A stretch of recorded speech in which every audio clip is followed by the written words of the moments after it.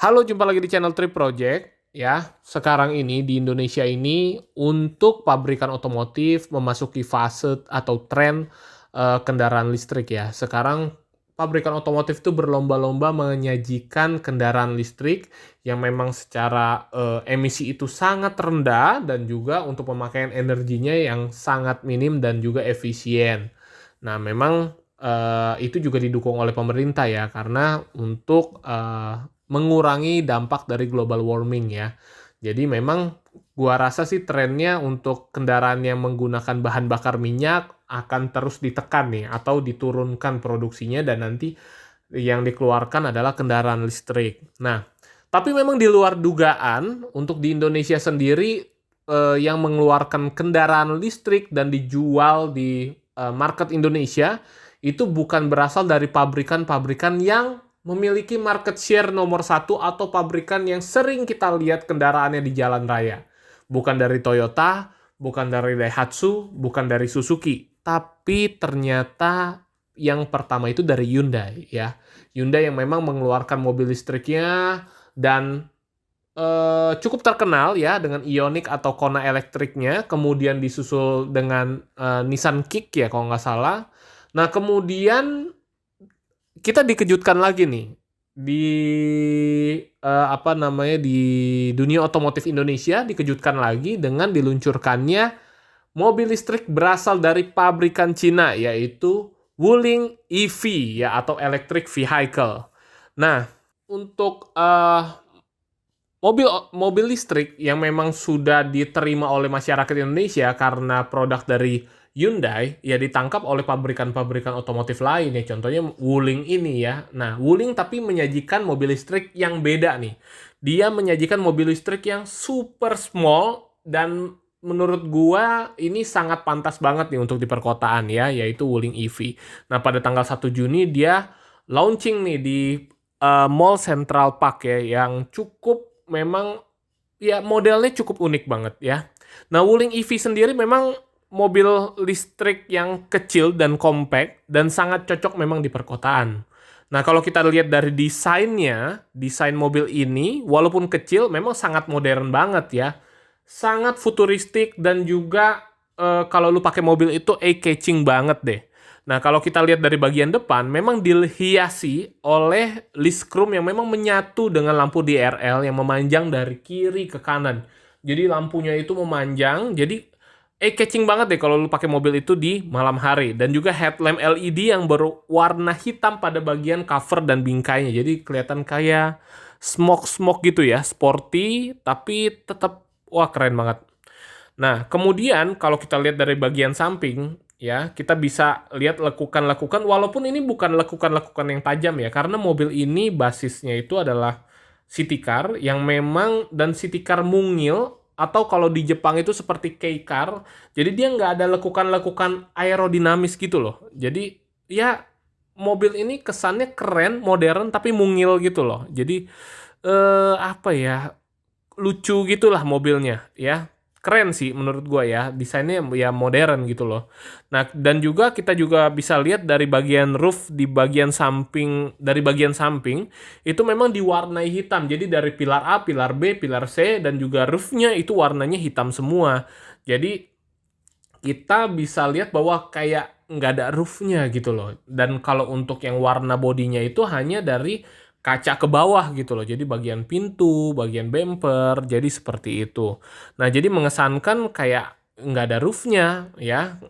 Nah, kemudian kalau kita lihat dari sisi velgnya, karena ini adalah city car ya, city car mungil ya, maka velg yang disematkan pun juga cukup mungil dengan ring 12 inch dan desainnya memang keren, modern dan juga kalau gue bilang kayak retro-retro gitu tapi modern gitu loh. Nah, jadi kayak gitu untuk desain velg kayak ya. Nah, kemudian kita lanjut juga ke bagian belakang. Dari bagian belakang pun juga hampir sama dengan bagian depan ya. Jadi dibekali dengan lampu LED yang memang memanjang ya dari kiri ke kanannya. Pokoknya ganteng bener deh.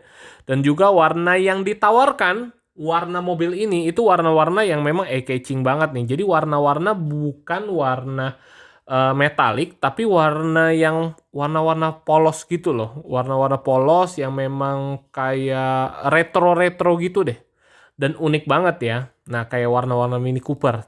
Nah, gue sih nggak bisa bicara banyak ya untuk bagian dalamnya karena memang belum ditunjukkan nih pada saat launching. Nah, tapi menurut info, ini adalah mobil yang kapasitas penumpangnya itu 4 orang. Jadi kalau mereka bilangnya sih tapi 2+2 ya, karena gini loh, untuk bagian depannya memang layak banget untuk orang dewasa, tapi bagian belakangnya tuh kayaknya untuk orang dewasa bisa, tapi terlalu memaksakan, tapi cocoknya memang untuk anak kecil atau membawa barang aja sih. Nah, jadi kayak gitu.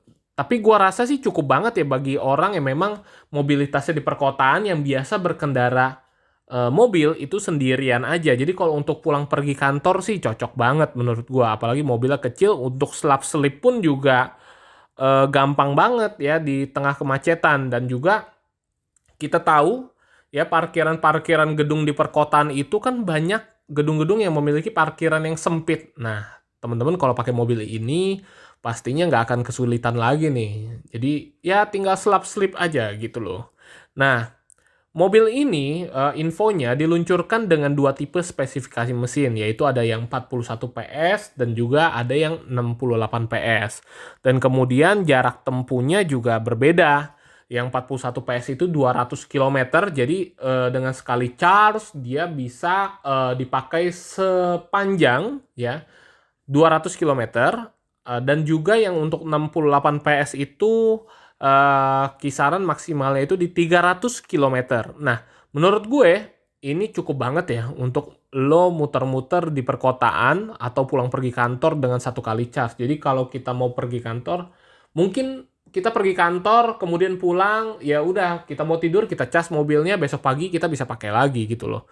200 kilo sih ya cukup banget ya. Kalau Tangerang ke Jakarta misalnya kisaran 30 kilo, pulang pergi baru 60 kilo. Taruh deh kita muter-muter ataupun macet, ya masih safe banget ya. Maksudnya masih range-nya masih cukup jauh juga ya. Jadi gitu. Nah, top speed-nya menurut informasi yang bisa dicapai itu kisaran 100 km per jam ya. Lagian juga mau kemana sih kencang-kencang, menurut gue 100 km per jam itu pas banget dan layak untuk masuk di tol. Nah, kenapa? Karena tol kita juga dibatasi kan untuk batas kecepatan maksimumnya itu di 100 km per jam kan. Atau kalau di dalam kota itu 80 km per jam kan. Nah, jadi ya cocok banget ya menurut gue ya. Nah, tapi yang mengejutkan adalah harganya. Nah, untuk harganya sendiri memang belum keluar sih sampai sekarang ini. Harga resminya itu belum keluar. Tapi menurut informasi dari salesnya itu ada kisaran harganya. Kisaran harganya itu 275 sampai dengan 300 jutaan. Nah, gitu loh. Cukup mengejutkan, tapi memang untuk mobil listrik yang sekarang ada memang cukup mahal ya, karena kondisi baterainya yang cukup mahal ya, teknologinya yang cukup mahal. Jadi ya menurut gua dengan mobil mungil seperti ini ya masih worth it ya dibandingkan dengan pabrikan lain yang meluncurkan mobil listrik yang dengan desain yang proporsional dengan range harga di atas 500 jutaan. Nah, ini di bawah 500 jutaan, bahkan hampir setengahnya ya. Nah, menurut gua ya masih oke lah, tapi segmennya mungkin nggak bisa ke orang-orang yang segmen yang menengah ke bawah nih, nggak bisa. Jadi tetap aja nih kalau 275 sampai 300 juta dengan mobil sekecil ini kayaknya masuk segmennya adalah segmen yang menengah ke atas.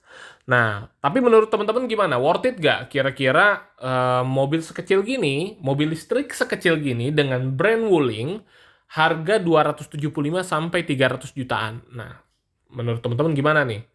Nah, kalau memang teman-teman rasa itu cocok atau nggak cocok, tolong jawab di kolom komentar ya. Jangan lupa like dan komen channel ini supaya kita juga bisa memberikan informasi-informasi dan video-video yang bermanfaat buat teman-teman. Terima kasih.